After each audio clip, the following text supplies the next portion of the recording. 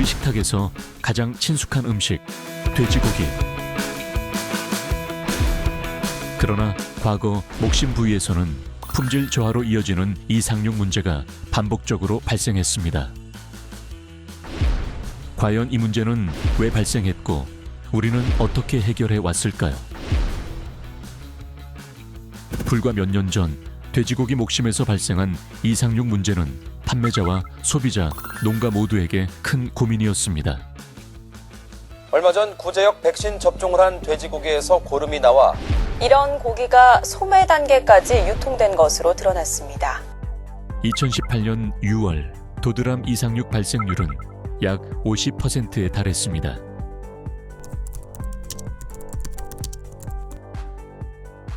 구제역이 제일 큰 원인이지 않을까. 구제역 백신. 처음에 시작은 구제역 주사가 첫 번째였던 것 같아요.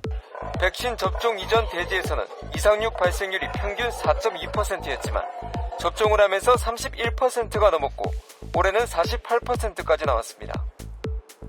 당시 이상육은 품질 관리를 위해 반드시 해결해야 할 중요한 과제 중 하나였습니다. 이 문제를 해결하기 위해 조합은 지속적인 교육과 정보 공유를 통해 관리 기준을 정리해 왔습니다. 2010년 구제역 발생으로 전국적인 일괄 백신 접종으로 목심 이상육이 폭발적으로 증가를 하기 시작했습니다. 그 이후에 오랜 기간 동안 목심 이상육으로 인해서 품질 저하나 금전적인 손실이 굉장히 심각했고, 이에 도드람은 2018년 8월에 관련 부서간 회의나 논의를 수차례에 걸쳐서 주사 접종 부위를 이근부에서 둔부로 변경하게 되었습니다. 저희 지역사업부는 조합원 농가에 방문해서 주사 접종에 대한 컨설팅을 해드리기도 하고 주기적으로 지역 모임이나 출하농가 회의를 통해 이상육 관리에 대한 교육을 진행하고 있습니다. 또한 농가에 외국인 직원이 많기 때문에 이런 외국인 직원들도 알아보고 적용할 수 있도록 여러 언어로 된 교육용 포스터 등을 제작해서 농가에 배포하고 있습니다. 초기 도입 과정에서는 현장 적응에 따른 여러 어려움이 있었습니다.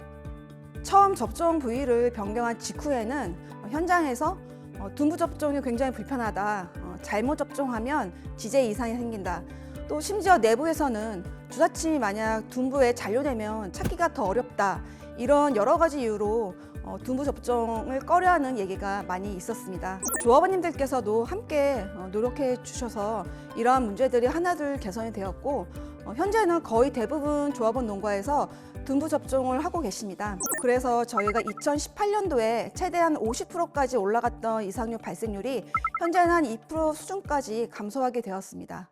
시행 이후 도드람 임직원들의 지속적인 현장 지도와 체계적인 교육이 더해지며 개선 효과는 뚜렷하게 나타났습니다. 현장의 경험이 쌓이고 관리의 중요성에 대한 인식이 자리 잡으면서 변화는 서서히 나타나기 시작했습니다. 그리고 지금 전체 농가의 평균 목심 이상육 발생률은 2% 수준으로 크게 낮아졌습니다. 이 숫자는 이상육 관리 체계가 전반적으로 개선되었음을 보여줍니다.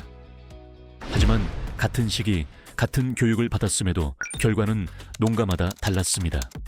어떤 농가에서는 이상육이 눈에 띄게 줄어든 반면 여전히 발생이 이어지는 곳도 있었습니다.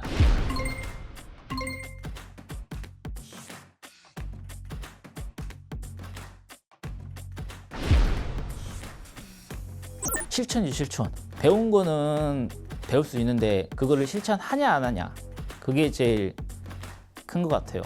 거의 99% 다 농가에서 책임인 거죠, 뭐. 이상육이 나오면 농가도 당연히 피해를 입겠지만 가공업체 또한 당연히 피해를 입게 됩니다. 정상 목심을 판매할 경우와 비정상 목심 또는 잡육으로 판매할 때의 단가 차이로 인한 손해도 있을 뿐더러 이상육을 제거하는 과정에서 가공 과정이 증가함에 따른 생산 속도 또한 느려지는 피해를 입게 됩니다. 이상육이 발생하는 가장 큰 원인은 주사를 접종하는 행위 자체입니다. 약품이나 접종 상황에 따라 정도의 차이는 있겠지만 이근부에 주사 접종을 하게 되면 크고 작은 이상 부위가 생기게 됩니다. 따라서 동물병원에서는 이상육 발생을 줄이기 위해 조합원 농가의 아픈 돼지 발생과 주사 치료 횟수 자체를 줄이고 건강한 돼지를 생산하는 것을 목표로 노력하고 있습니다. 그 차이를 만든 것은 교육의 양이 아니라 교육 이후 농장에서의 실천이었습니다. 모든 치료를 대퇴부 쪽으로 바꿔야지만 근본적으로 이렇게 없앨 수 있다고 생각이 들어요. 정해진 규칙을 만드는. 네.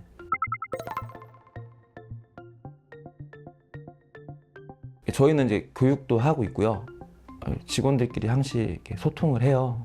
그래갖고 이제 뭐 육성사는 육성사니까는 따로 하거나 뭐 분만사는 분만사니까 따로 하고 그러지 않고 이렇게 전 직원 동참해서 이렇게 실천하고 있어요. 이렇게 한 사람만 주사를 하는 게 아니고 전 직원이 같이 쓰니까 이렇게 안 보이는 데서까지도 이렇게 모두가 같이 그 부분에다만 해야 되는구나 하고 행동을 실천해야죠.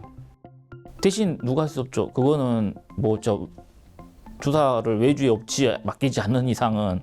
근데 그렇게 하면은 그 방역상으로도 안 좋고 그렇게 되지는 않을 것 같아요. 모든 거는 농가가 다 해야죠. 어차피 그게 다 수입 원인이기 때문에.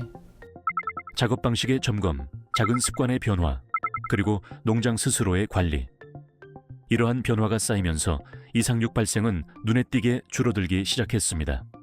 이상육은 누구 한쪽의 잘못으로만 설명할 수 있는 문제가 아닙니다. 다만 분명한 사실은 이상육이 줄어든 농가일수록 현장 관리에 대한 책임의식이 더 분명했다는 점입니다. 이제 이상육 관리는 단순히 더 많은 교육이 필요한 문제라기보다 현장에서 지켜야 할 관리 기준이 되었습니다. 조합은 농가가 신뢰하고 농장 관리에 적용할 수 있도록 이상육을 체계적으로 검출 관리하고 있습니다. 먼저 도축장에서 돼지 도체가 넘어오면 외관상 이상 부위가 있는지 확인을 합니다. 그 후 도체를 각 부위별로 분할해서 부분육 가공을 진행합니다. 이 중 목심을 가공하면서 껍데기와 겉지방, 지저분하게 튀어나온 부분 등을 제거하는 과정을 거치면서 이상 부위가 있는지를 동시에 확인하고 이상 부위가 있다면 그 부위를 제거하게 됩니다. 이상 부위가 제거된 목심을 농장별로 구분해서 모아놓고 수량 확인 및 사진 촬영을 하여 데이터베이스에 저장하여 기록을 하게 됩니다. 그렇게 이상 부위가 제거된 목심이 정상적인 형태를 유지하지 못하면 그 정도에 따라 비정상 목심인 A 목심부터 자료까지 분리하여 생산하고 있으며 이상 부위를 제거 후에도 정상적인 목심의 형태를 유지하고 있다면 이상육으로 처리하지 않습니다.